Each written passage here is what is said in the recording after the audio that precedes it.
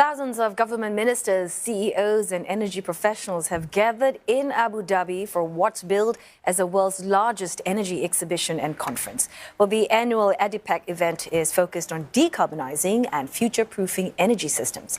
Well, the CEO of host Abu Dhabi National Oil Company, or ADNOC, spoke earlier. Sultan Al Jaber is also UAE Minister for Industry and Advanced Technology and President-designate of the upcoming COP28 Climate Summit. He says 85% of the world's economies support tripling renewable energy capacity by 2030. And he's also calling on the oil and gas industry to show that they can be central to the solution instead of being viewed as not doing enough and, in some cases, blocking progress.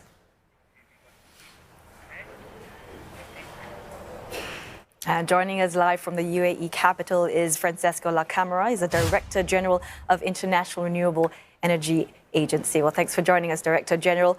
Well, from what I gather from Wikipedia, you wear many hats from your early career as an Italian civil servant, an academic, and now diplomat. You have obviously observed profound transformations in the renewables field. And I'm wondering what has been some of the most substantial shifts in your perspective going about solving this existential threat of climate change right now? Well, what I'm seeing changing, first of all, the trade number. No? Now we have seen that the numbers say very clearly that renewables is the most competitive way to produce electricity. And this is a fact that was not thinkable 10 years ago. The other aspect that we see that the installed capacity of renewables is increasing year after year, and the one of fossil fuel is declining. Last year, 83% of the new installed capacity was renewables. These are the trends that make us say that any transition is already in place. But the fact is that the speed and the scale of this transition is not yet consistent with the achievement of the Paris Agreement goal. So we are going to a system largely based on renewables, complemented by hydrogen, mainly green, and the sustainable use of biomass. But the speed and the scale of this transition is not putting us in a safe pathway to achieve the Paris Agreement goal to contain the increase in the temperature in 1.5 Celsius at the end of the century. I'm sure a lot of companies are trying to ramp that up in terms of the speed and the scale, as you've mentioned. Despite that, there's a whole wealth of data and scientific evidence out there. But despite that, opposition still persists. And I'm wondering, Deputy General, I'm just curious to know, when you have those closed-door discussions with political and business leaders, what are some of these disagreements, like the most common ones that you face? Always when there is a change in society, there are, I would say, components of society that are pushing for the change, and some they are creating obstacles. But now, as far as I can understand, I can see the pro-action is largely dominant. So I've seen also in the call of this designated president of COP28, Dr. Sultan, how is quality this sector? The one that's been recognized is the polluters. The polluters in the past could be instrumental to accelerate the transition. It's called for this unity, so showing that the sector has the capital, has the engineering, has the capacity to make transformation happening faster. And in all the dialogues that we have had in these days and in our tour around the world, we have seen that there is a more favorable environment than just a few years ago. So we think that we can go to a COP28 that will be a success and could be an historical change in the history of the COPs. And I just want to pivot our attention to Asia now and talk about carbon pricing. I believe there are now 70-odd, carbon pricing schemes covering 23% of global emissions, and the largest scheme was set up in China in 2021. However, more and more economists are coming out to say that carbon prices are just not aggressive enough, especially in Asia. I just wanted to get your thoughts on that, and also what are some of the priority areas that still need to be worked on? So naturally, carbon pricing is one of the tools that we have for making the markets moving towards an acceleration of renewable capacity. But we have to understand also that carbon pricing is referring to different reality and different circumstances. So it should be tailored in a way that this has to be taken into account.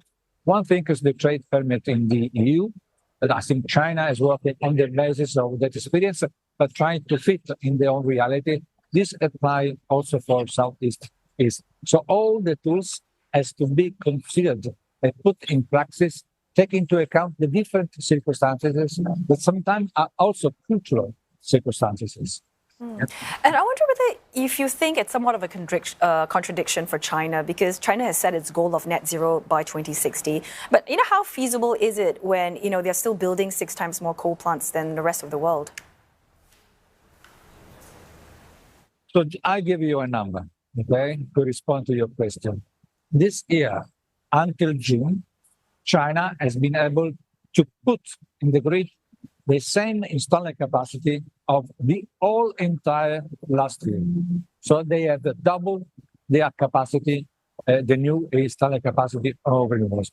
This for giving the sense of the speed they are moving. The more than 40% of renewable jobs are in China.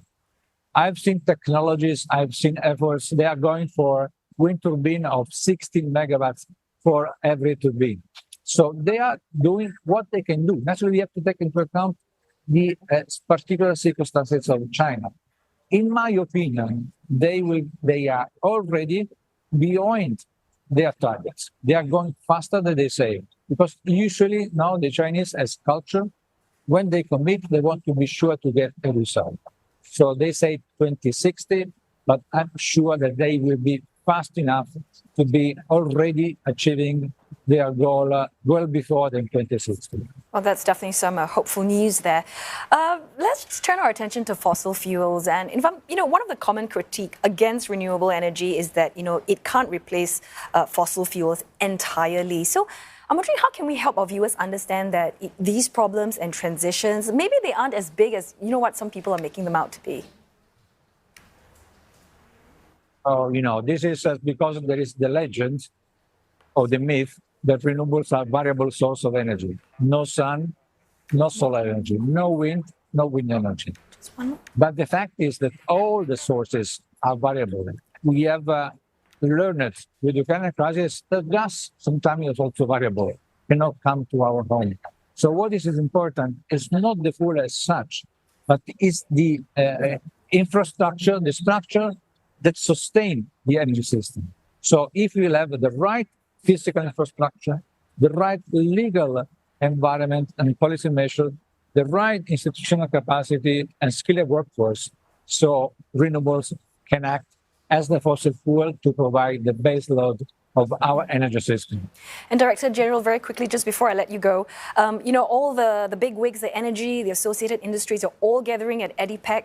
I'm wondering what specific areas of cooperation are you hoping from this event, especially with COP28 just 7 weeks away? So what we want to see, first the methane phase out by 2030. I think many have called about that. Their strategy for net zero of the private company, they are almost there. So we want to see these common efforts that are all the component of the system. Dr. Sultan has called for a transition that should be inclusive, where all the stakeholders are having a role. And in this context, this conference is quite important because we have here also in our bilateral how companies are trying to strive in the right direction. Many thanks for your time and thoughts, Francesco La Camera, Director General, International Renewable Energy Agency.